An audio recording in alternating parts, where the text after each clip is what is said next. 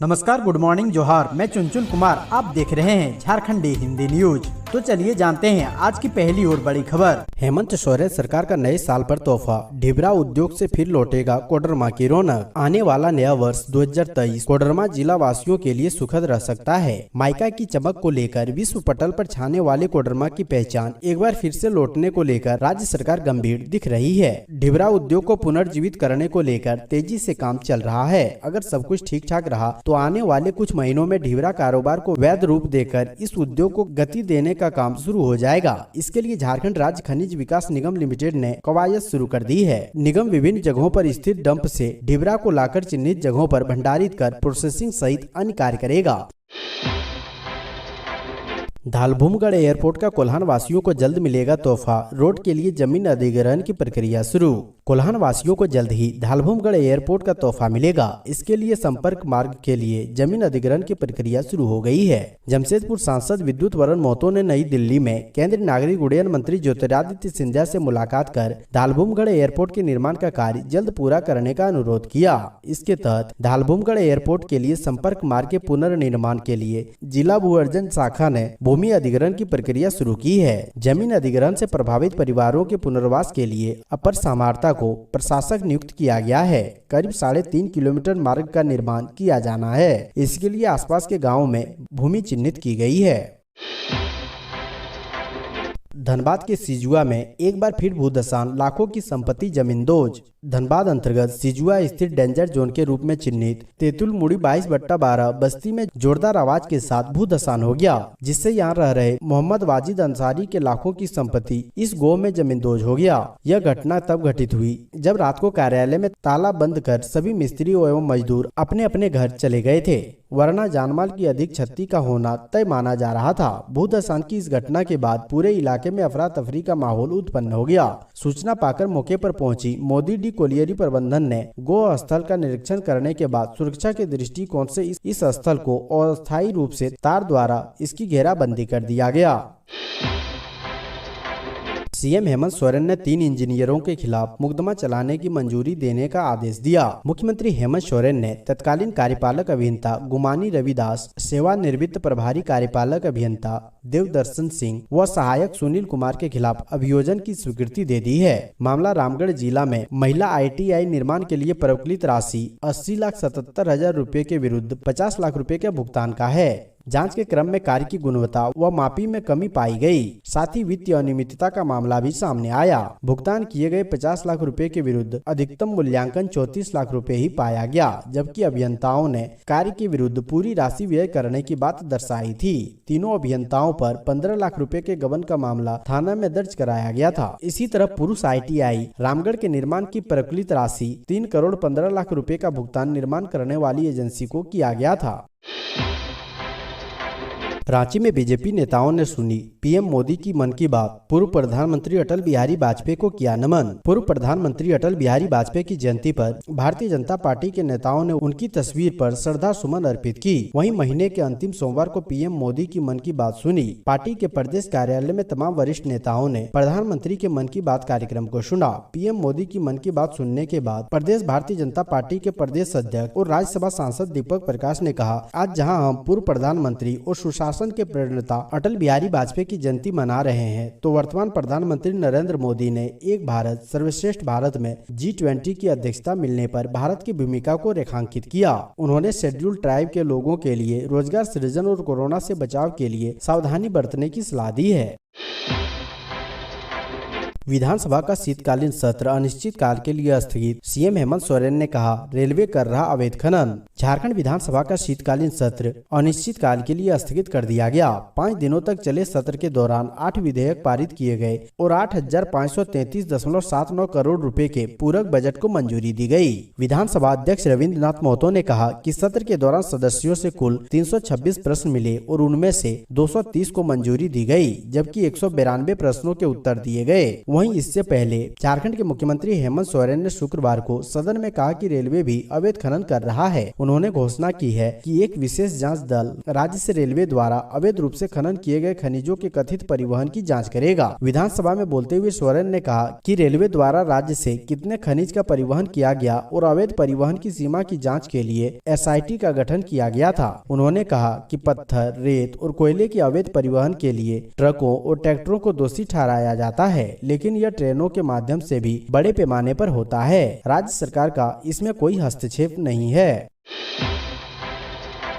Blind cricketer Sujit मुंडा ने पत्नी से कहा था टीम इंडिया के लिए वर्ल्ड कप जीत कर लाएंगे। झारखंड की राजधानी रांची में रहने वाले ब्लाइंड क्रिकेटर सुजीत मुंडा ने अपनी पत्नी से कहा था कि वह टीम इंडिया को वर्ल्ड कप दिलाकर ही लौटेंगे। सुजीत की पत्नी को अपने पति पर गर्व है। वह कहती है कि खाने की भी दिक्कत रहती थी, लेकिन कभी उन्होंने प्रैक्टिस नहीं छोड़ी। बेंगलुरु में जब उनका कैंप लगा तो सुबह 6 बजे से शाम तक वो पसीना बहाते थे। सुजीत के दोनों बच्चों को जब पता चला कि उनके पिता ने वर्ल्ड कप जीत लिया है तो दोनों को लौटने का इंतजार था। मां से बार बार यही पूछते कि पापा कब लौटेंगे। सुजीत मुंडा की पत्नी ने बताया कि फोन पर वह उससे लगातार मोटिवेट करती थी, मेहनत करने के लिए प्रेरित करती थी। बता दें कि सुजीत मुंडा झारखंड की राजधानी रांची के धुरवा में रहते हैं। वह मूल रूप से खुट्टी जिला के गोविंदपुर गाँव के रहने वाले हैं। संघर्ष में तबकर कुंदन बने सुजीत मुंडा के गेंद की स्पीड 140 किलोमीटर के आसपास है, इसलिए उन्हें झारखंड का जसप्रीत बुमराह भी कहा जाता है।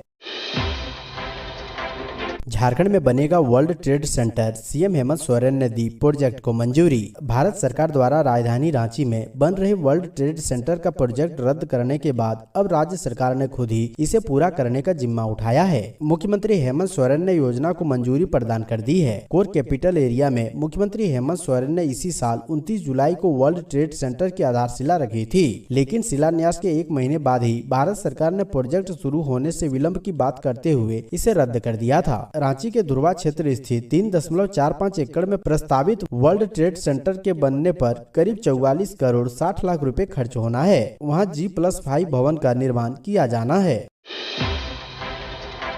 सुशासन सप्ताह पर पाकुड़ में आयोजित हुई कार्यशाला, डीसी ने कहा अंतिम व्यक्ति तक योजनाओं का लाभ पहुंचाने के लिए कटिबद्ध। सुशासन सप्ताह के तहत पाकुड़ के सूचना भवन के सभागार में शनिवार को जिला स्तरीय कार्यशाला का आयोजन किया गया। इसका उद्घाटन डीसी वरुण रंजन, अपर समाहर्ता मंजू रानी स्वानसी, डीडीसी मोहम्मद शाहिद अख्तर, SDO हरिवंश पंडित ने संयुक्त रूप से दीप जलाकर किया। इस मौके पर डीसी वरुण रंजन ने कहा कि गाँव के अंतिम व्यक्ति तक सरकार की योजनाओं का लाभ समय पर पहुँचाने का काम जिला प्रशासन कर रहा है, इसलिए 19 दिसंबर से लेकर 25 दिसंबर तक सरकार सुशासन सप्ताह मना रही है। इसमें लोगों की समस्या से अवगत होकर उन्हें सरकारी योजनाओं का लाभ दिया जा रहा है।